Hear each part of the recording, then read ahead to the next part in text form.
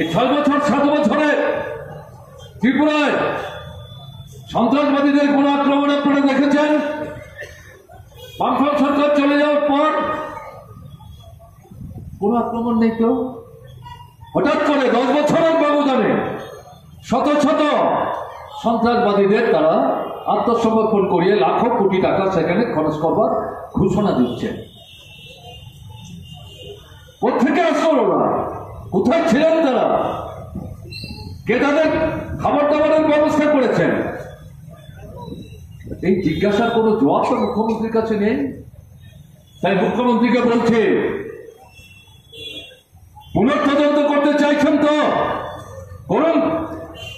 সন্ত্রাসবাদীদের যে দৌরাত্ম্য, সেই দৌরাত্ম্যের বিনিময়ে শত শত মানুষের যে জীবন তারা ছিনিয়ে নিয়েছে, সেই তথ্য আপনি জানবার চেষ্টা করুন।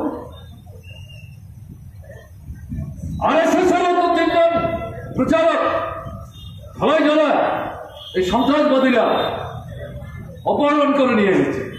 আজও তারা ফিরে আসেন। তারা জীবিত আছে, আমাদের পক্ষে বিশ্বাস করা সম্ভব না। এরা শুধু রাজনৈতিক দৃষ্টিভঙ্গি থেকে আক্রমণ সংঘটিত করেছে ঘটনা তা না, ধর্মের ভিত্তিতেও মানুষকে বিভক্ত করার চেষ্টা করেছে।